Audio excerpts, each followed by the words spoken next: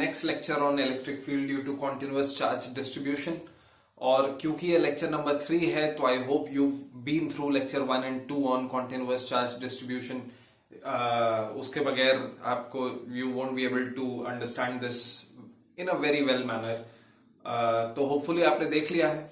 और पीछे के लेक्चर्स में हमने कुछ इंपॉर्टेंट चीजें डिराइव करी थी जो कि यहाँ पे हम लोग यूज करेंगे. फॉर एग्जाम्पल हमने ये डिराइव कर लिया था कि स्फेरिकल शेल में जो आपकी इलेक्ट्रिक फील्ड होती है वो इनसाइड में आपकी क्या होती है, इलेक्ट्रिक फील्ड इनसाइड 0 होती है अगर एक यूनिफॉर्म चार्ज डिस्ट्रीब्यूशन है इस स्फेरिकल शेल पर. अगर ये जो है यूनिफॉर्मली चार्ज्ड है स्फेरिकल शेल तो यहां पे इनसाइड में इलेक्ट्रिक फील्ड 0 होगी and eight a distance x from the centre electric field will B kq by x squared. This was a very very important result जो कि हम लोग इस बार यूज करने वाले हैं. तो एक बार फिर से मैं बता दे रहा हूं, अगर यहां पे जो चार्ज है वो यूनिफॉर्मली डिस्ट्रीब्यूटेड है हर जगह, सपोज पॉजिटिव चार्ज है and this is uniformly distributed over the spherical shell, uniformly distributed over spherical shell. तो अंदर स्फेरिकल शेल के इलेक्ट्रिक फील्ड हमेशा 0 होगी एट एनी पॉइंट इनसाइड, यहां यहां यहां यहां, यानी कि सिर्फ सेंटर पर. और बाहर जो है kq by x square होगी, मतलब बाहर इलेक्ट्रिक फील्ड निकालते वक्त तुम ये कह सकते हो कि all of this charge can be assumed to be concentrated at the centre. Actually क्या हो रहा है, एक्चुअली यहां का चार्ज ज्यादा इलेक्ट्रिक फील्ड लगा पा रहा होगा क्योंकि कम डिस्टेंस पे, यहां का चार्ज कम इलेक्ट्रिक फील्ड लगा पा रहा होगा अगर इक्वल अमाउंट ऑफ चार्ज यहां और यहां ले, तो इसका इलेक्ट्रिक फील्ड आपका ऑब्वियसली क्या होगा, ज्यादा होगा, इसका इलेक्ट्रिक फील्ड ऑब्वियसली कम होगा. This will produce a stronger electric field the distance being so small. This will produce a weaker electric field the distance being so large. लेकिन ओवरऑल जो effect होता है वो केवल स्फेरिकल डिस्ट्रीब्यूशन के लिए, spherically symmetric distribution के लिए ही केवल you can assume this to be concentrated at center and the electric field can be written as kq by x square. ये चीज आपका रॉड में या किसी भी और डिस्ट्रीब्यूशन में नहीं चल सकती है. जैसे रॉड में ऐसा नहीं है कि eight a distance a from the rod और ये यूनिफॉर्मली डिस्ट्रीब्यूटेड चार्ज है ऑन अ डिस्टेंस l. तो यहां पे कई बच्चे लगाने लगते हैं कि इसको मान लेते हैं ये पूरा जो पॉजिटिव चार्ज है ये l/2 पे कंसेंट्रेटेड है, तो l/2 प्लस a आप डिस्टेंस मान लो अगर, तो इलेक्ट्रिक फील्ड आ जाएगी तो वो गलत हो जाएगा, इससे कोई लेना देना नहीं होगा. सिमिलरली अगर रिंग है तो रिंग को अगर तुम कंसंट्रेटेड एट सेंटर मान लोगे तो अलग इलेक्ट्रिक फील्ड आएगी, जो एक्चुअली इलेक्ट्रिक फील्ड होती है वो अलग आती है. तो ये जो आपका कंसंट्रेटेड एट सेंटर वाली कहानी है that can only be done for a spherically symmetric distribution of charge. Spherically symmetric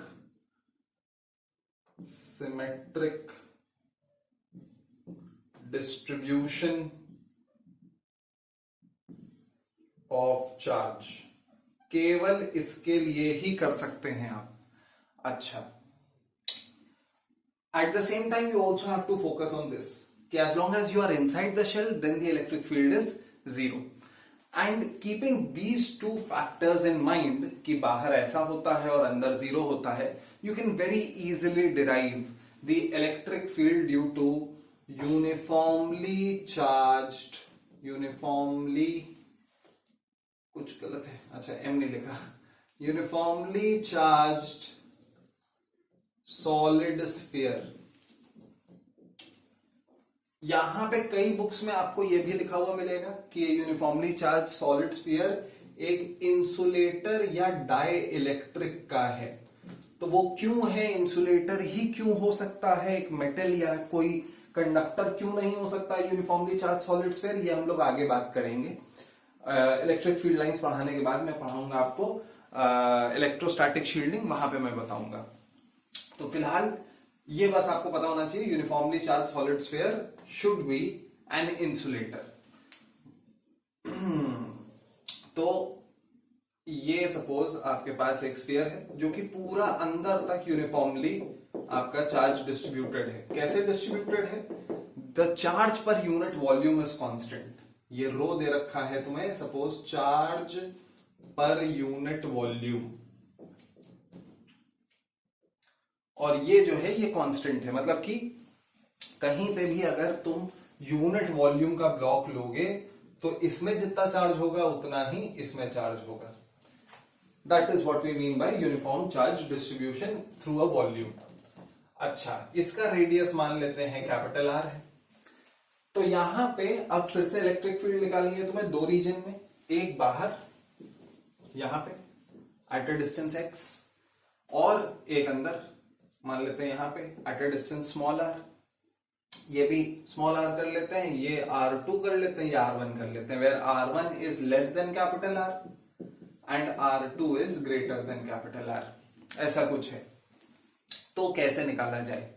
अब फिर से ये गॉस लॉ में हम लोग डिटेल में एक और तरीके से देखेंगे इसका डेरिवेशन, पर फिलहाल अगर सिर्फ इंटीग्रेशन से करना है तो फिर कैसे करोगे?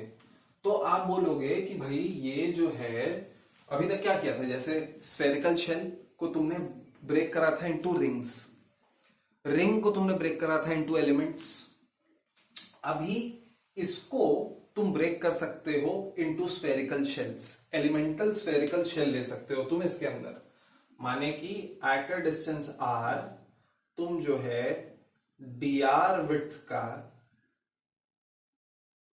dr विड्थ है ये, dr विड्थ का एक स्फेरिकल शेल लो एट अ डिस्टेंस r, और फिर उसकी वजह से यहां पे इलेक्ट्रिक फील्ड निकालो कितनी होगी, let us call that dE, और ये dE को इंटीग्रेट कर दो फ्रॉम 0 टू कैपिटल R। बोल दो कि पूरे उसके लिए आपके स्फीयर के लिए इंटीग्रेट हो गई। लेकिन ये जब करोगे तो ऑब्वियस सी बात नहीं है कि ये जो भी चार्ज होगा this will act as concentrated at centre. तो इसकी जो इलेक्ट्रिक फील्ड आएगी वो क्या आएगी, as if this charge is concentrated at centre. ऐसे करके हर शेल का आएगा as if it is concentrated at centre, अंदर से लेकर के बाहर तक। तो सारा का चार्ज कंसंट्रेटेड एट सेंटर की तरह बिहेव करेगा। तो यहां पे इलेक्ट्रिक फील्ड जो फाइनल होगी, डोंट यू थिंक कि यहां पे आउटसाइड में electric field will be equal to k q by r2 squared, because all the charge will eventually behave as if it is concentrated at the center। ऐसा प्रतीत होगा कि वहां पे कंसंट्रेटेड है, तो सारा का सारा चार्ज कितनी r2 डिस्टेंस पे कितना इलेक्ट्रिक फील्ड लगाएगा, k q by r2 squared। इसको अगर नहीं अभी भरोसा हो रहा है तो एक बार डिराइव भी करके मैं दिखा दे रहा हूं। तो फॉर आउटसाइड हम लोग बोल सकते हैं कि dE is k dq upon r2 squared। What is dq? dq is charge per unit volume into ये इसका वॉल्यूम। अब ये जो वॉल्यूम है, ये पतला सा जो वॉल्यूम आएगा, ये वॉल्यूम कितना आएगा इसकी बात करते हैं। तो अगर इसे काटोगे तो ये एक शीट की तरीके से तुम इसे स्प्रेड हालांकि कर नहीं पाओगे, लेकिन है तो ये क्या, एक शीट इनटू सम विड्थ। भाई एक शीट है जिसका कुछ एरिया है और उसकी एक पतली सी विड्थ है, तो उसका एरिया क्या हो, उसका वॉल्यूम क्या हो जाएगा, उस शीट का एरिया। भाई अगर कोई पतली सी शीट तुम्हें मैं देता हूं ऐसे, और टेढ़ी मेढ़ी ऐसे सीधी नहीं है, जैसी मैं रेक्टेंगुलर शीट बना रहा हूं तो वैसी रेक्टेंगुलर नहीं है मान लेते हैं, पर जो भी ये एरिया होगा इनटू ये जो विड्थ होगा, यही तो इसका वॉल्यूम नहीं हो जाएगा। वैसे ही इसका वॉल्यूम क्या हो जाएगा, इसका वॉल्यूम हो जाएगा k charge per unit volume rho into volume. Volume कितना है 4 पाई r स्क्वायर्ड, क्योंकि ये r है, इनटू dr, क्योंकि विड्थ इसकी dr है।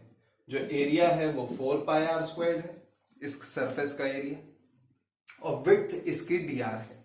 इस चीज को समझो। कहीं पे भी जब भी ऐसा कुछ आएगा, जब तुम एक स्फीयर को ब्रेक करोगे इनटू स्फेरिकल शेल्स, तो स्फेरिकल शेल में तुम जब वॉल्यूम निकालोगे तो एरिया इनटू वो छोटा सा विड्थ निकालना होगा। ये हो जाएगा एरिया और ये हो गया तुम्हारा विड्थ। ये तुम्हारा कभी कभी तुम्हें लिखा हुआ मिलेगा एज डीवी। डीवी से क्या मतलब है, स्मॉल वॉल्यूम। तो चार्ज पर यूनिट वॉल्यूम रो हो गया, इंटू स्मॉल वॉल्यूम, तो charge per unit volume into volume क्या दे देगा, जितना चार्ज आया होगा इतने से आपके शेल में। ये हो गया तुम्हारा dq अपॉन फिर से r2²। अब अगर आप ध्यान से देखें तो ये पूरा के रो की जगह तुम क्या लिख सकते हो, रो की जगह लिख सकते हो rho is actually equal to charge per unit total volume, total charge upon total volume 4/3 pi capital R cube. तो डाल दो उसमें K Q upon 4 pi capital R cube और यहां पे 3 डाल दीजिए। फिर यहां पे ये कांस्टेंट है तो 4 पाई अपॉन r2² बाहर निकाल लीजिए। ये small r² dot D R 0 to capital R integrate कर दीजिए इलेक्ट्रिक फील्ड पाने के लिए। देखो ये R2 तो ये डिस्टेंस है ना, जब तुम इसे इंटीग्रेट कर रहे हो ये R2 नहीं चेंज हो रहा है। अच्छा 4 पाई कांस्टेंट है, ये q/4 pi capital R cube constant है, बचा क्या r² डॉट डी आर। ये R इसको इंटीग्रेट कर रहे हैं, ये सारे शेल्स तुम्हें देता जाएगा from 0 to the whole sphere. तो small r² dot D R from 0 to capital R, ये हो गया तुम्हारा। यहां पे 4 पाई काटो, 3 बाई कैपिटल R क्यूब और इधर r2² बचा है, कुछ कुछ आपके पास बचा हुआ है। इसको जब इंटीग्रेट करोगे तो ऑब्वियसली क्या आएगा, इसको इंटीग्रेट करने पे आएगा K Q by capital R cube into 3 by r2² into ये जब इंटीग्रेट करोगे तो ये हो जाएगा r³ 3 from 0 to capital R।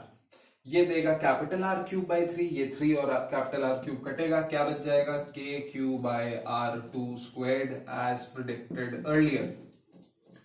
तो इंटीग्रेशन से थोड़ा सा लंबा लग सकता है भी, पर लॉजिक से देखो, लॉजिकली क्या हुआ है, लॉजिकली ये हुआ है कि जब तुम शेल्स में इसे बांटोगे तो एक शेल का चार्ज यहां पे कंसेंट्रेट होगा, फिर अगला शेल आएगा, अगले शेल का चार्ज भी सेंटर पे कंसेंट्रेट होगा, वो भी। तो सारे चार्जेस अगर सेंटर पे ही कंसेंट्रेट हो गए तो ये पॉइंट चार्ज की तरह नहीं बिहेव करने लग गया।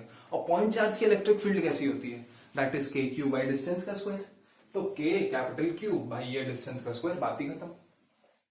सेम लॉजिक यूज करते हुए हम लोग इनसाइड की भी इलेक्ट्रिक फील्ड निकाल सकते हैं R1 पर। तो वो मैं निकालने की कोशिश करता हूं, यहां पे देखते हैं निकल पाता है कि नहीं इतने डिस्टेंस में, इतने जगह में। तो R1 में क्या होगा, ये सेम इंटीग्रेशन करो, लेकिन इस बार इंटीग्रेशन तुम्हारा कैपिटल R तक नहीं जा सकता है। बात ये है, दो तरीके से फिर से इसे देख सकते हैं कि अगर you are asking about the electric field at this point, तो फिर आप सारे शेल्स जो कि इस पॉइंट के अंदर हैं उनकी वजह से इलेक्ट्रिक फील्ड से इफेक्ट होंगे, और सारे शेल्स जो कि इस पॉइंट से बाहर हैं उन शेल के तो अंदर हो ना तुम, तो शेल के अंदर होने पे क्या होता था, इलेक्ट्रिक फील्ड 0 होती थी। तो ये वाले शेल के, जैसे सपोज मैं किसी और कलर से बनाता हूं, ये वाले शेल के तुम अंदर हो, ये कोई शेल है सपोज, इस वाले शेल के तुम अंदर हो, तो इस वाले चार्ज का कोई भी इलेक्ट्रिक फील्ड तुम पर काम नहीं करेगा। और इस पूरे रीजन के तुम बाहर, तो ये पूरा will behave as if it is concentrated at centre. तो इसकी जो इलेक्ट्रिक फील्ड हो जाएगी, तुम डायरेक्टली ऐसे भी निकाल सकते हो, E is going to be K Q dash. ठीक है, एक नया चार्ज होगा, क्योंकि पूरा चार्ज तो ले नहीं पा रहे हो तुम, capital Q is the total charge, पूरा चार्ज तो ले नहीं सकते हो। क्यों, क्योंकि बाहर वाला तो चार्ज जो है वो तुम्हारे ऊपर इलेक्ट्रिक फील्ड लगा ही नहीं रहा है, अपॉन जो भी डिस्टेंस है अंदर वाले का, दैट इज R1 का स्क्वायर्ड। अब Q डैश क्या होगा, अच्छा ये R1 स्क्वायर्ड कैसे कह सकते हैं, क्योंकि फिर ये पूरा चार्ज कंसेंट्रेटेड एट सेंटर ले लो, तो R1 डिस्टेंस पे अब तुम खड़े हो with this charge concentrated at centre, तो पॉइंट चार्ज R1 डिस्टेंस पे है तुम्हारे। ठीक है, तो के क्यू डैश क्या हो जाएगा, कैपिटल Q बाय 4/3 पाई R क्यूब इंटू 4/3 पाई R1 क्यूब। ये क्या किया मैंने, ये charge per unit volume into जितना इसका वॉल्यूम है वो निकाल दिया। इतने बड़े स्फीयर का क्या वॉल्यूम होगा, 4/3 pi small R1 cube upon ये कैपिटल आर क्यूब है, सॉरी, अपॉन R1 स्क्वायर्ड। तो ये सब कट पिट के तुम्हारे पास जो बचेगा 4/3 पाई, 4/3 पाई तो कैंसिल आउट हो जाएगा, यू कैन सी दैट। तो K capital Q by capital R cube into small r1 आ जाएगा। ये इलेक्ट्रिक फील्ड आ जाएगी, जो कि अभी ये एक रिजल्ट है, जो कि ऐसा रिजल्ट है जो कि तुमने ग्रेविटेशन में भी देखा होगा, बोर्ड क्लास में भी, और ये बार बार हम लोग देखेंगे, अभी ग्राफ भी इस पे बनाएंगे। तो पहले इतना नोट डाउन कर लो, फिर आगे देखते हैं, ठीक है। तो क्या देख लिया हमने, समराइज कर लेते हैं।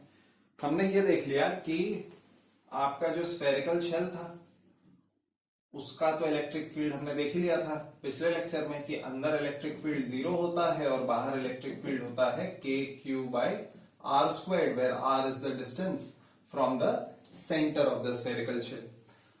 और एक यूनिफॉर्मली डिस्ट्रीब्यूटेड चार्ज, एक यूनिफॉर्मली चार्ज सॉलिड स्फीयर में क्या होता है कि बाहर अगर तुम्हारे पास कोई पॉइंट है तो इलेक्ट्रिक फील्ड हो जाता है KQ by R square. Again all of this can be assumed to be concentrated at centre.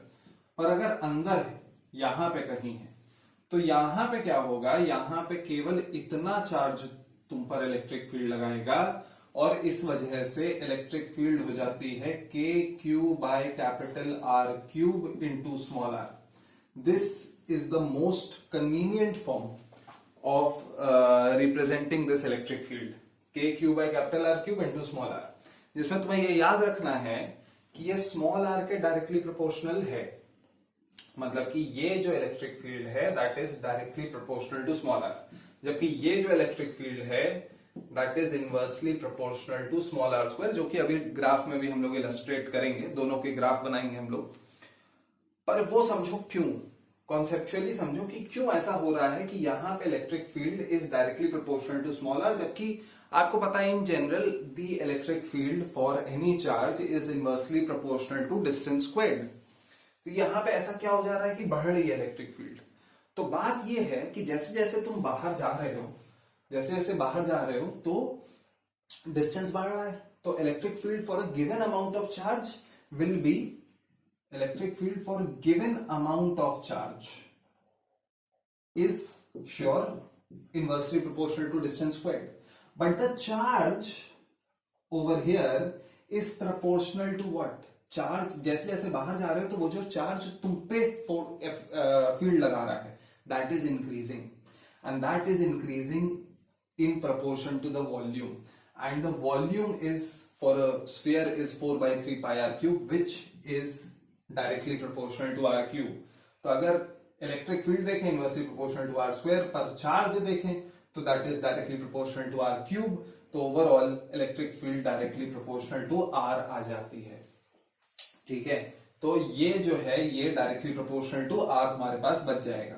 और बाकी इसका याद करने के लिए लोग बताते ही हैं कि KQ बाय, मतलब ऐसे ही आई होप आप सभी याद करते हैं कि ये याद रहना चाहिए कि डायरेक्टली प्रोपोर्शनल टू r है, और डायमेंशन इसका KQ बाय R स्क्वायर वाला चाहिए।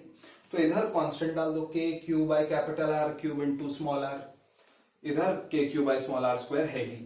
तो अगर यहाँ पे ग्राफ बनाऊं मैं तो ग्राफ कुछ ऐसा बनेगा। ये ग्राफ फिर से आप देख चुके हैं gravitational field due to earth में। Gravitational field due to earth acts in the exact similar manner, बस वहां पे ग्रेविटेशनल फील्ड नेगेटिव होती है तो यहाँ पे मॉड लिया होता है उसका, ठीक है। वही एक्सेलरेशन ड्यू टू ग्रेविटी ही ग्रेविटेशनल फील्ड थी, अगर आपको याद हो। क्यों सेम है? क्योंकि भाई जैसे ग्रेविटेशनल फील्ड वैसे इलेक्ट्रिक फील्ड अपने अपने फोर्सेस की फील्ड्स हैं, प्लस जैसे अर्थ क्या है, ये अर्थ वहां पे हमने एक यूनिफॉर्मली डिस्ट्रीब्यूटेड स्फीयर माना था, यूनिफॉर्म मास डिस्ट्रीब्यूशन था, यहाँ पे यूनिफॉर्म चार्ज डिस्ट्रीब्यूशन मान लिया। तो obviously the fields will behave in the exact same manner. कैसा बिहेव करेंगी? अगर तुम सेंटर से डिस्टेंस देखो तो सेंटर से डिस्टेंस बढ़ाने पर यहां तक ये स्ट्रेट लाइन में मूव करेगा, ये स्ट्रेट लाइन होने वाला है। यहां पे तुम लिख सकते हो electric field is directly proportional to R, पर ये कब तक बढ़ेगा? केवल कैपिटल आर तक बढ़ेगा। और कैपिटल आर तक बढ़ के क्या वैल्यू आएगी यहाँ पे के क्यू बाय, चाहे इसमें स्मॉल आर की जगह कैपिटल आर डाल दो, चाहे इसमें स्मॉल आर की जगह कैपिटल आर डाल दो, दोनों सेम रिजल्ट देंगे K Q by capital R square, ये इलेक्ट्रिक फील्ड आएगी। और फिर इसके बाद it is going to decrease ऐसे, this is going to be inversely proportional to R square. ये इलेक्ट्रिक फील्ड वर्सेस आर का ग्राफ है। यहां पे directly proportional to R straight line में बढ़ेगा, और यहां पे inversely proportional to R square. आपका ये हाइपरबोला नहीं है, अगर कोई बता रहा है हाइपरबोला है तो गलत है, ठीक है। 1/r स्क्वायर अपने आप में बस यही कहलाता है 1/x स्क्वायर जैसा ग्राफ। यहां पे आपको ये समझ में आना चाहिए कि कुछ ऐसी इलेक्ट्रिक फील्ड्स हैं जो कि ये कभी नहीं प्रोड्यूस कर सकता है, जैसे एक पॉइंट चार्ज है। तो पॉइंट चार्ज में जो इलेक्ट्रिक फील्ड हमने देखी थी, पॉइंट चार्ज की इलेक्ट्रिक फील्ड ऐसी देखी थी। तो इलेक्ट्रिक फील्ड अगर तुमसे कोई पूछे कि भैया हमें जो है इलेक्ट्रिक फील्ड चाहिए 7 यूनिट्स, तो तुम इस ग्राफ पे जाकर के 7 यूनिट्स पे क्या कर सकते हो, बोल सकते हो अच्छा ये 7 यूनिट्स है तो इतने डिस्टेंस पे चले जाओ, 7 यूनिट्स मिल जाएगा। मतलब इलेक्ट्रिक फील्ड हर पॉसिबल वैल्यू एग्जिस्ट करती है एक पॉइंट चार्ज के लिए, ये मैं बताना चाह रहा हूं। पर एक solid sphere, uniformly charge solid sphere के लिए सारी वैल्यूज नहीं एग्जिस्ट करती है, एक मैक्सिमम वैल्यू उससे ज्यादा नहीं एग्जिस्ट करती है। तो ये आपको पता होना चाहिए, ये वैल्यू क्या है, मैक्सिमम है। दूसरा ये पता होना चाहिए कि बाकी सारी वैल्यूज 2-2 बार एग्जिस्ट करती हैं। अगर बाकी सारी वैल्यूज आप देखें तो यहां पे जैसे कोई वैल्यू है, ये अगर मैं बोलूं ये ई मैक्स है, ये ई मैक्स बाय 2 है, तो ऐसा क्वेश्चन आ चुका है कुछ कुछ एग्जाम्स में। ई मैक्स बाय 2 कितने डिस्टेंस पे होगा, एक यहां होगा अंदर, तो कितने डिस्टेंस पे होगा, अगर कैपिटल आर पे तुम्हारा ई मैक्स है तो यहां पे डायरेक्टली प्रोपोर्शनल टू आर है, तो ये हो जाएगा कैपिटल आर बाय 2, और एक यहां पे भी होगा। ये कितना डिस्टेंस होगा या ये कितना डिस्टेंस होगा, ये सोचो।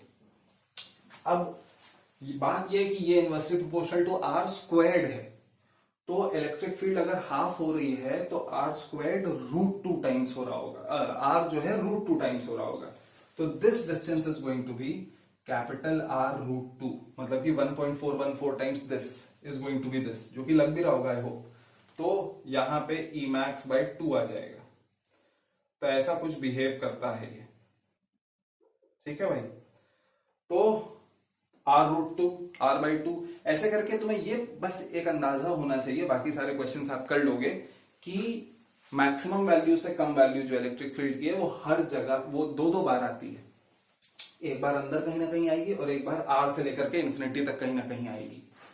अच्छा भाई आगे देख लीजिए, इसका ग्राफ बना लेते हैं। इसका ग्राफ कैसा हो जाएगा भाई, अंदर तो इलेक्ट्रिक फील्ड 0 है, यहां पे इलेक्ट्रिक फील्ड 0 है, और यहां पे इलेक्ट्रिक फील्ड दे रखी है K Q by small R square, तो inversely proportional to R square. तो यहां पे इलेक्ट्रिक फील्ड 0 रखते हैं, पूरा इलेक्ट्रिक फील्ड 0, और कैपिटल आर से तुम्हारी जो इलेक्ट्रिक फील्ड है वो चाहो तो K Q by capital R square बोलो, चाहो तो सिग्मा बाय इप्सिलॉन नॉट बोलो। अगर तुम कैलकुलेट करोगे तो K Q by capital R square sigma by epsilon naught के बराबर आएगा। अच्छा यही एक्सप्रेशन तो यहां पे भी है, लेकिन यहां पे सिग्मा बाय एप्सिलॉन नॉट नहीं लिख सकते हैं। वाई, बिकॉज यहां पे सिग्मा क्या रिप्रेजेंट कर रहा है, सिग्मा रिप्रेजेंट कर रहा है सुपरफिशियल चार्ज डेंसिटी, माने कि चार्ज पर यूनिट एरिया, क्योंकि यहां पे इस एरिया में चार्ज डिस्ट्रीब्यूटेड है, अंदर नहीं है, यहां पे केवल सरफेस पर चार्ज डिस्ट्रीब्यूटेड है। तो ये Q अपॉन 4πr स्क्वायर जब डालोगे तो ये सिग्मा आएगा, और सिग्मा बाय एप्सिलॉन नॉट इसके बराबर आएगा। यहां पे भी अगर सिग्मा की जगह सिग्मा जो है Q बाय 4πr स्क्वायर ले लें तो सिग्मा बाय एप्सिलॉन नॉट इसके बराबर आएगा, पर वहां यहां पे कोई मतलब नहीं है ना उसका, यहां पे कोई सरफेस पे तो चार्ज डिस्ट्रीब्यूटेड है ही नहीं, यहां पे तो पूरे वॉल्यूम में डिस्ट्रीब्यूटेड है। इनफैक्ट अगर पतला सा एक लेयर ले भी लिया तुमने सरफेस का, जिसमें तुम बोलो कि चलो इसमें सिग्मा निकालते हैं, तो that sigma will be infinitesimally small because the charge is distributed throughout this volume. ये थोड़ा सा अंतर समझो, दोनों में एक्सप्रेशन सेम है, लेकिन यहां पे सिग्मा बाय एप्सिलॉन नॉट लिख सकते हैं, यहां पे नहीं लिख सकते। तो सिग्मा क्या है आपको पता है, सुपरफिशियल चार्ज डेंसिटी है, this is the highest maximum possible electric field. और फिर उसके बाद फिर से एकदम सेम आपका electric field inversely proportional to R square यहां पे भी चलता है. This is the maximum electric field. सही है.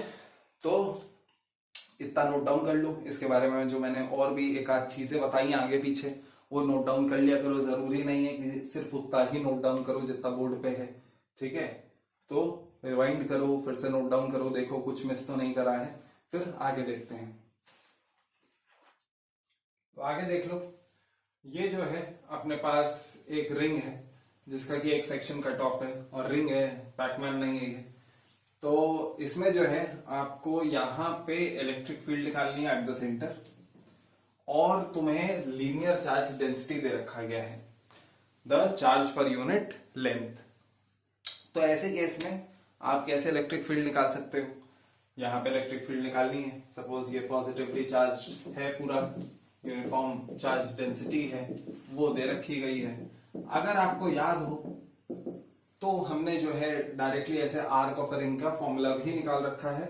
आर्क ऑफ अ रिंग के फॉर्मूले में अपने पास क्या था, electric field due to arc of a ring used to be 2k lambda by R sine theta by 2. जिसमें ये जो है इसमें क्या हो जाएगा, याद रखना थीटा क्या होता है, ये वाला एंगल होता है जिस एंगल का रिंग होता है, जो आर्क ऑफ रिंग होता है. तो ये हो जाएगा 360 माइनस थीटा. तो ये जब डालोगे तो sine 360 minus theta by 2 will be sine 180 minus theta by 2 और साइन 180 माइनस थीटा बाई 2 वापस साइन थीटा बाई 2 आ जाएगा. तो ऐसा क्यों आ रहा है, that is simply because of the logic that we discussed back when we were discussing electric field due to discrete charges. जैसे पेंटागन मैंने लेकर के आपको दिखाया था कि अगर जैसे पेंटागन में यहाँ पे तुम्हें इलेक्ट्रिक फील्ड निकालनी है और ये वाला चार्ज मिसिंग है, यहाँ पे चार्ज है, यहाँ पे चार्ज है, यहाँ पे है, यहाँ पे, तो ड्यू टू सिमेट्रिसिटी आप कह सकते हैं कि अगर यहाँ पे भी चार्ज होता तो इलेक्ट्रिक फील्ड जीरो होता. तो अभी अगर यहाँ पे नहीं है तो जरूर इन चारों का इलेक्ट्रिक फील्ड मिल करके इसकी इलेक्ट्रिक फील्ड को ओवरकम कर रहा होगा. वैसे ही इस पूरे आर्क का इलेक्ट्रिक फील्ड मिल करके इतना ये जो मिसिंग वाला आर्क है इसकी इलेक्ट्रिक फील्ड को ओवरकम कर रहा होगा. तो ये इलेक्ट्रिक फील्ड इधर लगेगी तो अपनी जो बाकी के रिंग की इलेक्ट्रिक फील्ड है वो इधर लगेगी. ये आई कट हो गया, ये आई ई आर्क हो गया. तो ई आर्क कितना आएगा, इतना ही आएगा लेकिन इस डायरेक्शन में आएगा, जो मिसिंग है उसके डायरेक्शन में आएगा. ये देख लिया. अभी ये भी देख लो कि अगर लीनियर चार्ज डेंसिटी ना दी होती, अगर आपको दे रखा गया होता angular charge density, charge per unit angle, तो आपको पता होना चाहिए lambda theta, charge per unit angle is charge per unit angle. और चार्ज को तुम लिख सकते हो क्या, चार्ज को तुम लिख सकते हो सपोज लैम्डा जो कि लीनियर चार्ज डेंसिटी है इनटू लेंथ. अब ये लेंथ क्या हो जाएगा, लेंथ तो ऑब्वियसली आर्क का लेंथ होगा. तो आर्क लेंथ को क्या लिख सकते हो, एंगल इनटू रेडियस. तो ये आपका थीटा इंटू आर हो जाएगा, तो ये लैम्डा आर हो जाएगा. तो lambda theta is equal to lambda into R, या फिर it can be the other way around, lambda की जगह लैम्डा थीटा बाय आर भी डाल सकते हो. मतलब कि ये जो फॉर्मूला है this can also be written as electric field due to arc is 2k lambda theta. lambda theta से मेरा क्या मतलब है, charge per unit angle upon R square sine theta by 2. कुछ कंफ्यूजन हो तो इतना याद रखना कि भाई डायमेंशन क्या आना है, डायमेंशन तो k into charge upon distance square आना है. तो यहां पे चार्ज पर यूनिट एंगल अगर लोगे तो इसका डायमेंशन तो केवल चार्ज का होगा, तो यहां पे डिस्टेंस का स्क्वायर चाहिए. यहां पे चार्ज पर यूनिट लेंथ लोगे तो यहां पे आर से ही आपका डायमेंशन अप्रोच हो जाएगा. साइन थीटा और ये 2 ये सब तो क्या है, डायमेंशन लेस है. ये एक क्वेश्चन हो गया भाई. नेक्स्ट क्वेश्चन है अपने पास, ऐसे ही अगर आर्क है, सपोज सेमी सर्कुलर आर्क है, सेमी सर्कुलर आर्क है ऐसा. अभी ये ना बोलना कि क्या गंदा संदा आर्क बनाया, वो जानबूझ के उधर मोटा और यहां पे पतला बना रखा है. ये आपका एक्स एक्सिस है, ये आपका वाई एक्सिस है, ये आपका यहां पे थिकर है to represent greater charge density over here. यहां पे ग्रेटर चार्ज डेंसिटी है, यहां पे लेसर चार्ज डेंसिटी है। In fact charge per unit angle इस बार दे रखा गया है हमें, विच इज लैम्डा नॉट, या ठीक है, charge per unit angle is lambda naught into sine theta, lambda naught into sine theta. ये चार्ज पर यूनिट एंगल है अपना, this is charge per unit angle. और इस केस में आपको यहां सेंटर पर O पर इलेक्ट्रिक फील्ड निकालना है। तो फिर से एक बार समझा दूं मैं क्या है क्वेश्चन में। ये आपके पास एक सेमी सर्कुलर रिंग है। सेमी सर्कुलर रिंग में यहां पे पतला मैंने इसलिए बनाया है टू रिप्रेजेंट चार्ज भी कम है तो रिंग भी पतला है, और जैसे जैसे ऊपर जा रहे हैं वैसे वैसे रिंग मोटा हो रहा है, चार्ज भी बढ़ रहा है। कैसे पता मुझे? क्योंकि साइन थीटा की वैल्यू अगर आप देखें तो 0 to 90 बढ़ती है, 0 पे 0 होती है, 90 डिग्री पे 1 होती है, और फिर वापस 180 डिग्री पे 0 हो जाती है। ये ग्राफ होता है ना साइन थीटा का, ऐसा करके। तो ये जो ग्राफ है 90 डिग्री पे 1 और फिर 180 डिग्री पे 0, वही चीज रिप्रेजेंट कर रहा है ये थिकनेस। अलग अलग जगह अलग अलग अमाउंट ऑफ चार्ज है। यहां पे ऐसे ऐसे ऐसे चार्ज बढ़ता ही जा रहा है, बढ़ता ही जा रहा है, बढ़ता ही जा रहा है, बढ़ता ही जा रहा है, अरे एकदम अति हो गई। और फिर उसके बाद फिर कम हो रहा है, कम हो रहा है, कम हो रहा है, कम कम और कम, ऐसा कुछ है। यहां पे बहुत ज्यादा चार्ज, यहां पे बहुत कम चार्ज। तो ऑब्वियसली अभी वो वाला रिजल्ट नहीं लग सकता है electric field due to arc of a ring का। तो अभी यहां पे सिर्फ इंटीग्रेशन से ही काम चल सकता है और किसी चीज से नहीं चल सकता है। तो लगाते हैं, कैसे करेंगे भाई? फिर से एक छोटा सा सेक्शन लेंगे, ये थीटा एंगल पर डी थीटा विड्थ का एक एलिमेंट लिया हमने, ये इतना पतला लिया कि this will behave as a point charge, और पॉइंट चार्ज का हमें इलेक्ट्रिक फील्ड आता है। तो ये dq will be equal to what? Charge per unit angle into this angle। तो चार्ज पर यूनिट एंगल क्या दे रखा है? Lambda theta into D theta. Lambda theta दे रखा है lambda naught sine theta dot D theta. ये हो गया dq। अभी इसकी वजह से इलेक्ट्रिक फील्ड निकाल लेते हैं। तो dE will be k dq by capital R square. अच्छा, रेडियस में देना भूल गया क्वेश्चन में, रेडियस दे रखा है क्वेश्चन में, ये रेडियस है R, ठीक है। अभी ये dE में dq की जगह ये डाल दो, तो k lambda naught sine theta dot D theta upon capital R square. अब इसको इंटीग्रेट ना कर देना, मैंने आपको बताया था कि इंटीग्रेशन क्या करता है? स्केलर एडिशन करता है। और ये क्या है? ये वेक्टर है। बेसिकली कहानी क्या होने वाली है कि इसकी वजह से इलेक्ट्रिक फील्ड इधर होने वाला है और इसकी वजह से इलेक्ट्रिक फील्ड इधर होने वाला है। अब अलग अलग डायरेक्शन के इलेक्ट्रिक फील्ड तुम स्केलर एडिशन में कैसे कर सकते हो? तो आप क्या करोगे? यहां पे पहले इनके प्रोजेक्शन निकालोगे, इसका एक्स प्रोजेक्शन निकालोगे, वाई प्रोजेक्शन निकालोगे, जिसमें ऑब्वियसली ये जो आपका एक्स प्रोजेक्शन है वो कैंसिल आउट होगा, क्योंकि जितनी इलेक्ट्रिक फील्ड इधर आएगी उतनी इलेक्ट्रिक फील्ड इधर आएगी, because sine theta is symmetric about 90 degrees. सही, sine theta is symmetric about 90 degrees. जैसे जैसा इधर डिस्ट्रीब्यूशन है वैसा वैसा इधर डिस्ट्रीब्यूशन है, तो जितना राइट हैंड साइड पे इलेक्ट्रिक फील्ड आने वाली है उतना लेफ्ट हैंड साइड पे आने वाली है, उसे इग्नोर कर देते हैं। बचा हमारा ई वाई, डी वाई हो जाएगा डीई, और अगर ये थीटा है, थोड़ा सा बड़ा बनाते हैं क्या? तो चलो इसी में देखते हैं। ये अगर थीटा है तो डीई का साइन थीटा हो जाएगा, तो डीई साइन थीटा आपका डी वाई हो जाएगा। तो DE sine theta will be how much? DE sine theta में आपका ये आ जाएगा K lambda naught by R square और sine square theta dot D theta. फिर उसके बाद क्या है? ज्यादा कुछ बचा ही नहीं।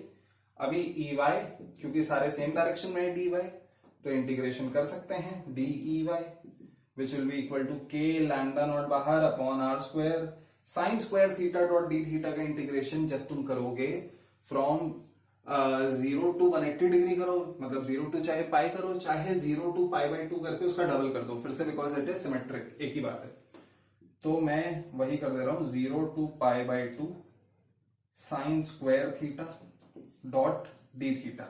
साइन स्क्वायर थीटा का इंटीग्रेशन करने के लिए आपको पता होना चाहिए, this is a very very common integration, board के कोर्स में भी अभी कई जगह आएगा फिजिक्स में कि साइन स्क्वायर थीटा का इंटीग्रेशन करना, ऑल्टरनेटिंग करंट में बोर्ड के डेरिवेशन का पार्ट है ये। तो साइन स्क्वायर थीटा डिराइव करने के लिए हम लोग क्या करते हैं, इसका कोई डायरेक्ट फॉर्मूला नहीं है, इसमें एक्स की पावर एन ना लगाने लग जाना, पहले इसे कन्वर्ट करेंगे 1 माइनस कॉस 2 थीटा बाई 2 में। तो ये हो जाएगा हमारा K lambda naught by R square into 2 by 2 1 minus cos 2 theta dot D theta 0 to π/2। अब ये 2 कट जाएगा, 1 माइनस कॉस 2 थीटा का इंटीग्रेशन हो जाएगा, थीटा माइनस कॉस 2 थीटा का जब इंटीग्रेशन करोगे 0 to π/2 that would actually give you 0, और 1 का इंटीग्रेशन जब तुम करोगे तो π/2 मिलेगा। तो ये फाइनली आ जाएगा K lambda naught by R square, मुझे पता है यहाँ पे लोगो आ रहा होगा लेकिन अभी थोड़ा सा देखो, मैं फिर से लिख दूंगा, K lambda naught by R square into π/2, ये आ जाएगा आपका ई वाई। एक बार फिर से लिख रहा हूं यहाँ पे, ई वाई फाइनली आ जाएगा K lambda naught by R square into π/2। ये आपका इलेक्ट्रिक फील्ड आ गया along the Y axis. Electric field along the X axis 0 हो जाएगा। तो इन जनरल इंटीग्रेट करके ये हमने निकाला है। बाकी आई थिंक इस फॉर्म का आर्क वाले फॉर्म के सारे केसेस इससे कवर हो जाएंगे। अभी हम लोग चलेंगे हेमिस्फेयर पे, ठीक है। तो पहले ये नोट डाउन कर लो। नेक्स्ट देख लेते हैं अपना क्वेश्चन, जिसमें अपने पास एक हेमिस्फेयर है। तो एक हेमिस्फेयर है which is uniformly charge hemisphere समझते हैं लोग, सेमी स्फेयर नहीं बोलते हैं, आधे स्फेयर को हेमिस्फेयर बोलते हैं। तो this is a uniformly charged hemisphere, formally charged hemisphere, जिसमें आपके पास ये पता है कि Q चार्ज इज डिस्ट्रीब्यूटेड और जो रेडियस है हेमिस्फेयर का वो R है।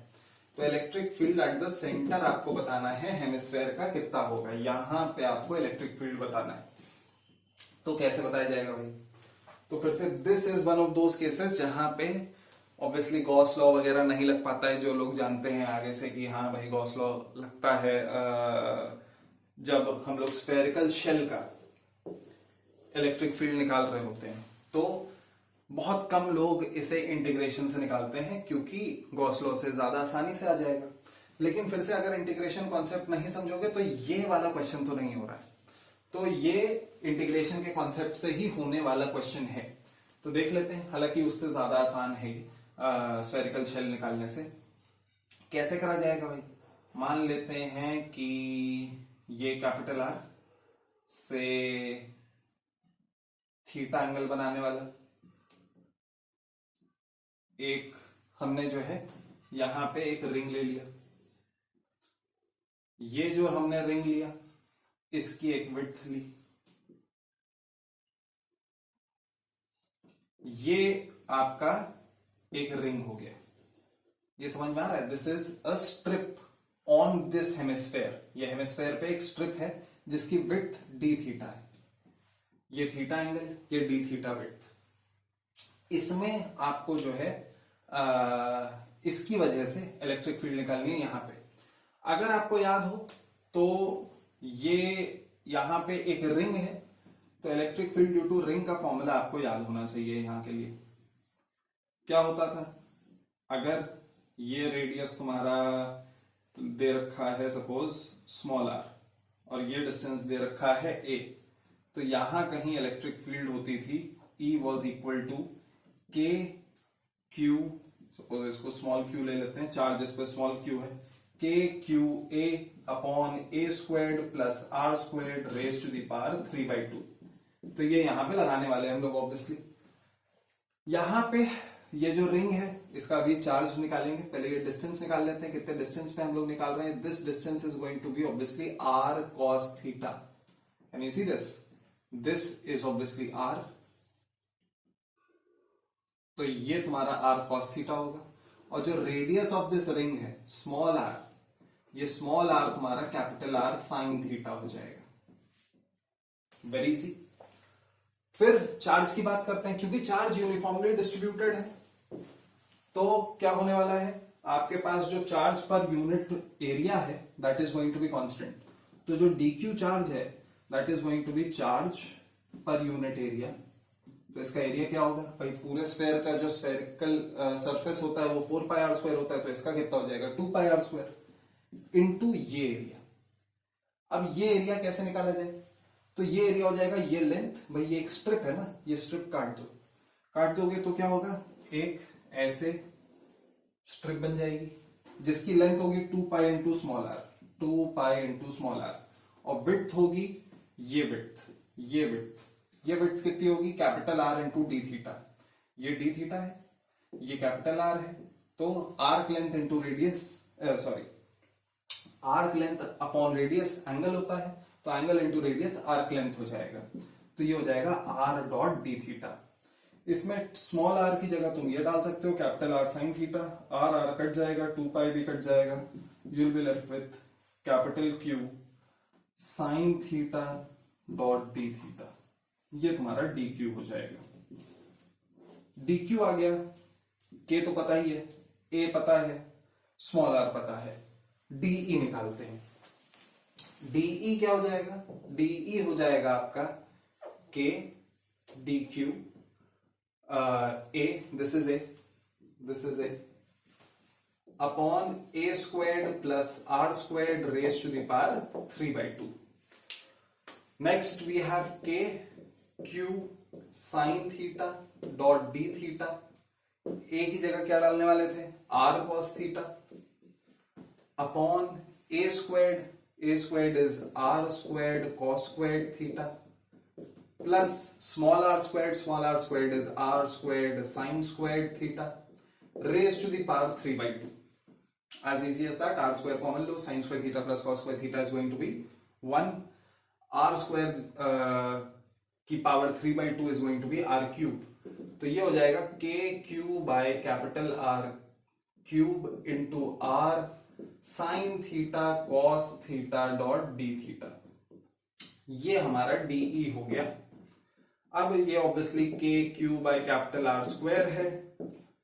अगर इलेक्ट्रिक फील्ड निकालना है तो इसे उठा के इंटीग्रेट कर दो, जिसमें थीटा कहां से कहां तक जा रहा है, ये जब इंटीग्रेट करोगे तो ये sine theta cos theta dot D theta को मैं साइन 2 थीटा बाई 2 लिखूंगा, और लिमिट्स क्या होंगी, तो ये जो रिंग आ रही है, ये रिंग कहां से कहां तक चल रही है भाई, स्मॉलेस्ट रिंग तब आएगी जब ये थीटा तुम्हारा 0 होगा, और लार्जेस्ट रिंग यहां तक आएगी, that will be theta equal to π/2।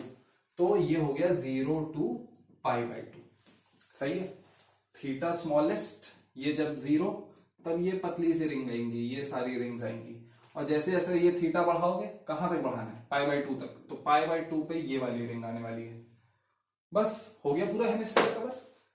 अभी sine 2 theta by 2 0 to π/2 integrate कर दीजिए, K Q by 2r squared sine 2 theta का integration is going to be minus cos 2 theta by 2, तो माइनस कॉस 2 थीटा बाई 2 इधर डाल देंगे। ये आपको पता होना चाहिए कि साइन x का अगर इंटीग्रेशन माइनस कॉस x है, तो साइन ax का integration minus cos ax whole by a होता है, ये चीज आपको पता होनी चाहिए। तो 0 to π/2, ये क्या हो गया भाई, K Q by 4 capital R squared, और माइनस लगने से क्या होता है, लिमिट्स एक्सचेंज हो जाते हैं, तो cos 0 माइनस cos पाई भी लिख सकते हो ऐसे, तुम cos 0 minus cos pi will give you what? This will give you cos 0 minus cos pi. This is 1 minus minus 1 which is equal to 2. तो ये हो गया k q by 2r squared. ये आपका इलेक्ट्रिक फील्ड आ गया। This is the electric field at the center of hemisphere. Hemisphere के centre पर ये इलेक्ट्रिक फील्ड आती है कितनी, KQ/2R²। तो things like these can only be done if you have a proper knowledge about how to integrate, how to cut it into elemental parts and then to integrate, तभी ये हो पाएगा। ठीक है, तो ये नोट डाउन कर लो। फिर आखिरी क्वेश्चन करते हैं ऑफ दिस लेक्चर। तो ये जो क्वेश्चन है ये ध्यान से देख लो, one of my favourite questions. इसमें क्या है दे रखा है, ध्यान से देखिए। Q charge is uniformly distributed in a sphere of radius r। एक कोई स्फेयर है जिसका रेडियस कैपिटल R है, उसमें Q चार्ज यूनिफॉर्मली डिस्ट्रीब्यूटेड है। A smaller sphere of radius small r is removed as shown। अभी डायग्राम देखते हैं। Find the electric field at a point D vector, कोई पॉइंट है D vector, from the center of the removed part given that mod D vector is less than r। अभी चलते हैं diagram पे। ये डायग्राम है, यहां पे अपने को ये पता है कि ये कैपिटल R था, capital R radius of sphere है, इसमें Q चार्ज डिस्ट्रीब्यूटेड था। माने कि ये नहीं कि अभी जो बचा है उसमें Q चार्ज नहीं, जब पूरा था तब Q चार्ज डिस्ट्रीब्यूटेड था। फिर उसके बाद a smaller sphere of radius R, माने कि ये part is of radius R is removed, ये पार्ट हमने रिमूव कर दिया। तो अभी ये यूनिफॉर्मली डिस्ट्रीब्यूटेड सॉलिड स्फीयर नहीं बचा। अभी कोई भी वो जो फॉर्मूला हम लोग लगा रहे थे, जितने भी फॉर्मूले हमने निकाले थे, eight a distance small r from the centre, यहाँ पे KQ/R³ इंटू स्मॉल r, ये डायरेक्टली नहीं लगा पाओगे, तो वो सब अभी नहीं लगाना है। This is no longer a uniform solid sphere. यहां पे ये रिमूव कर दिया हमने, और फिर क्वेश्चन कह रहा है कि यहां से कोई जनरल पॉइंट है D distance away, D vector distance away, यहां पे तुम्हें इलेक्ट्रिक फील्ड निकालनी, given that D vector is less then R, मतलब कि ये इसके अंदर अंदर का पॉइंट लेना है। ये दे रखा है क्वेश्चन के डायग्राम में कि ये जो पॉइंट है ये A वेक्टर आप जो है लोगे from the centre of the original sphere to the centre of the removed sphere, ये आप A वेक्टर लोगे, ये D वेक्टर लोगे, ये कैपिटल R है, ये स्मॉल r है। आपको यहां पे इलेक्ट्रिक फील्ड बतानी है। तो कैसे बता सकते हो, क्या कर सकते हो? क्या जो मास अगर कोई रिमूव हुआ है तो उससे कोई मतलब है? तुम्हें सिर्फ इससे मतलब है कि यहां पे जो है चार्ज जीरो हो गया है, चार्ज, इस चार्ज की वजह से इलेक्ट्रिक फील्ड नहीं है, और यहां पे अभी भी चार्ज है। This can be done by saying कि ये पूरा पॉजिटिवली चार्ज है और इतने पार्ट को तुमने नेगेटिव चार्ज भी दे दिया, तो ओवरऑल क्या हो जाएगा, न्यूट्रलाइज हो जाएगा। लेकिन इस पूरे को तुम पॉजिटिवली चार्ज मानो, ये पूरा पॉजिटिवली चार्ज मानो इंक्लूडिंग दिस पार्ट, तो फिर अपना वो रिजल्ट भी लगने लग जाएंगे। कौन से रिजल्ट? जो हमने डिराइव करे हैं for a uniform solid sphere. और फिर उसमें जो है ये पार्ट में नेगेटिव चार्ज दे दो और फिर वो रिजल्ट लगा दो यूनिफॉर्म सॉलिड स्फीयर का, क्योंकि ये पार्ट एक negatively charge uniform solid sphere की तरह बिहेव करेगा। और फिर उन दोनों की इलेक्ट्रिक फील्ड को ऐड कर देंगे। लेट अस सी क्या आता है। तो अपने पास मान लेते हैं ये पॉजिटिवली चार्ज्ड है, ये पॉजिटिव चार्ज यहां पे पूरा डिस्ट्रीब्यूटेड है। यहां पे डिफरेंस एक ये है कि वेक्टर फॉर्म में सारी चीजें करनी पड़ेंगी। अभी तक क्या था, क्योंकि हर चीज यूनिफॉर्म थी हर जगह, तो फर्क नहीं पड़ता था, यहां पे चाहे इधर जाओ चाहे इधर जाओ, डायरेक्शन कोई भी हो इलेक्ट्रिक फील्ड सेम आती थी। अभी अलग अलग डायरेक्शन में अलग अलग इलेक्ट्रिक फील्ड आने का चांस है, तो हम लोग जो है वेक्टर फॉर्म में इसी चीज को लिखेंगे। किस चीज को? कि electric field eight a distance r from the centre क्या हुआ करता था, यहां पे r डिस्टेंस पे क्या इलेक्ट्रिक फील्ड होता था, सपोज r नहीं हम लोग x ले लेते हैं, तो इलेक्ट्रिक फील्ड वैसे होता था KQ/R³ टाइम्स x। ये तो हो गया उसका मैग्नीट्यूड। अभी क्या करना है तुम्हें जो है वेक्टर फॉर्म में लिखना है। तो वेक्टर फॉर्म में ये पॉइंट क्या हो जाएगा, ये पॉइंट का position vector will be a vector plus d vector. तो KQ/R³ into x will be mod a vector plus d vector, इसका mod a vector plus d vector का, इंटू यहां पे यूनिट वेक्टर लो इसके अलावा, इसके अलावा यूनिट वेक्टर क्या हो जाएगा, this vector upon mod of this vector.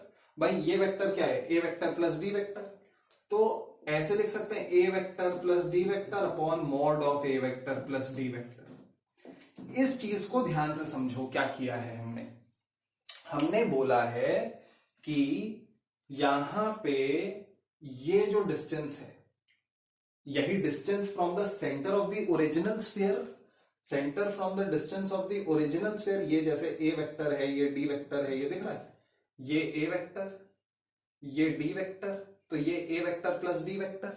लेकिन इसका मैग्नीट्यूड क्या होगा, इसका मैग्नीट्यूड दिस प्लस दिस तो होगा नहीं, वो तो तुम्हें वेक्टोरियल एडिशन से निकालना पड़ेगा। तो इसका मैग्नीट्यूड आपने सिंपली लिख दिया mod of A vector plus D vector. फिर तुमने इसको वेक्टर फॉर्म में लिखना है, तो यूनिट वेक्टर से मल्टीप्लाई किया। यूनिट वेक्टर क्या होता है, यूनिट वेक्टर होता है A vector upon mod A vector, या कोई भी B vector upon mod B vector. तो इस डायरेक्शन में एक ही वेक्टर था अपने पास, which was A vector plus D vector, तो A vector plus D vector upon mod A vector plus D vector. Finally electric field due to positive charge आ जाएगा K Q by capital R cube, ये vector form में हो जाएगा A vector plus D vector. फिर से ये capital Q charge पूरे इस मास में यूनिफॉर्मली डिस्ट्रीब्यूटेड था, तो अपने पास ये पूरा कैपिटल क्यू इसमें डाल सकते हो। अब क्या करो, अब यहां पे मान लो इतने पार्ट में तुम्हारे पास नेगेटिव चार्ज मैंने भी डाल दिया है, यहां पे नेगेटिव चार्ज भी डाल दिया है, तो electric field due to negative charge भी यहां पे वेक्टोरियल फॉर्म में लिख देते हैं। That will be K small Q by small R cube into ये जो डिस्टेंस है डी, और फिर यहां पे D vector upon mod D vector करोगे तो ये डी वेक्टर ही हो जाएगा। यहां पे स्मॉल क्यू देखने लायक है कि स्मॉल क्यू क्या होगा।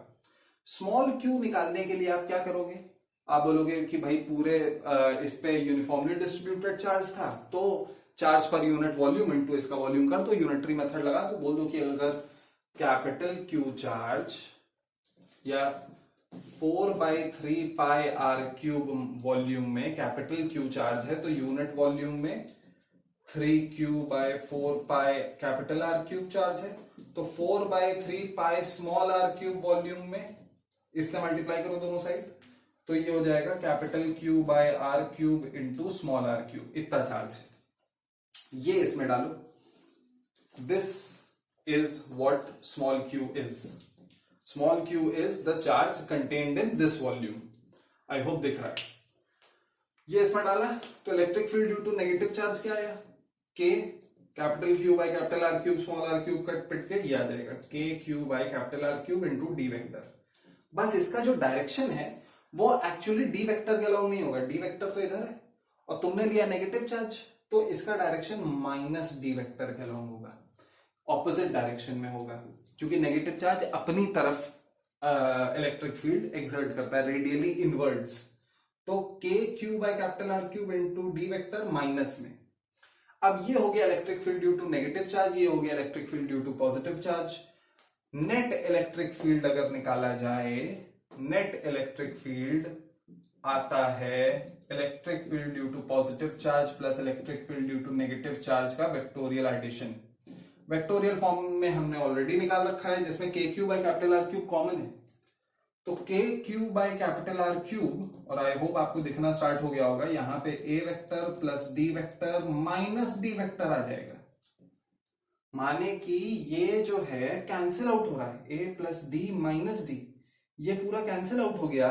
नेट इलेक्ट्रिक फील्ड इसके अंदर पता है क्या आ रहा है, कहीं पे भी, मतलब कि डी वेक्टर के इंडिपेंडेंट हो गया ये आ रहा है K Q by capital R cube times A vector, और ए वेक्टर आ रहा है, मतलब ये भी नहीं कि जो है सिर्फ मैग्नीट्यूड सेम है, यहां पे कहीं पे भी तुम जाओगे डायरेक्शन भी सेम होगा, और कितना होगा, जितना इलेक्ट्रिक फील्ड होता यहां पे, देखो K Q by capital R cube into A vector, यहां पे जो इलेक्ट्रिक फील्ड होता for a uniform solid sphere, तो कितना जितना भी इलेक्ट्रिक फील्ड होता वो इलेक्ट्रिक फील्ड यहां हर जगह सेम है, हर जगह सेम है। ये इक्वल एरोज बनाने की कोशिश कर रहा हूं मैं, हर जगह यहाँ पे इलेक्ट्रिक फील्ड सेम है और सेम डायरेक्शन में है। किस डायरेक्शन में है? इसके डायरेक्शन में है, ए वेक्टर के डायरेक्शन में। ये this is very useful, let's not say useful, but is a strange result, जो कि डायरेक्टली देख करके लोगों को रियलाइज नहीं होता है कि अच्छा ऐसा भी हो सकता है कि हर जगह इलेक्ट्रिक फील्ड ना सिर्फ सेम मैग्नीट्यूड है बट डायरेक्शन सेम है। और this has actually been asked in an exam. ठीक है, तो ये अपना इस लेक्चर का लास्ट टॉपिक है। लेकिन सारे यूनिफॉर्म चार्ज डिस्ट्रीब्यूशंस के इलेक्ट्रिक फील्ड का अभी हमने कवरेज नहीं किया है। That would be at the end of let us से इलेक्ट्रिक पोटेंशियल। इनफैक्ट अभी गॉस लॉ से भी इलेक्ट्रिक फील्ड देखेंगे। कुछ इलेक्ट्रिक फील्ड ऐसी होंगी जो कि जब इलेक्ट्रिक पोटेंशियल आप पढ़ चुके होंगे तब उसे डिराइव करेंगे। ठीक है, तो अभी ऐसा नहीं है कि सारी इलेक्ट्रिक फील्ड हमने देख डाली है, पर हाँ जो एक बेसिक इंटीग्रेशन से जो इलेक्ट्रिक फील्ड हमें देखनी है, जो जिनमें सिर्फ इंटीग्रेशन चाहिए, वो हमने देख ली है। अभी और भी चीजें बची हैं। ठीक है, तो ये नोट डाउन करो और पूरा ये प्रिपेयर करो। इंटीग्रेशन वाला पार्ट अच्छे से प्रिपेयर करके रखो ताकि आपको आगे के पार्ट को सही से समझ में।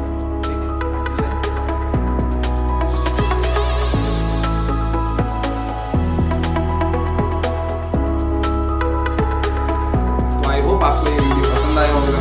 आप मेरे और कुछ वीडियोस देखने के लिए यहाँ क्लिक कर सकते हैं। और अगर सब्सक्राइब नहीं किया है तो सब्सक्राइब करो। और अगर आपने ये वीडियो 2 लोगों के साथ शेयर किया तो आप जीत सकते हैं कुछ भी नहीं। फ्री वीडियो में क्या जान लोगे बच्चे? चलो।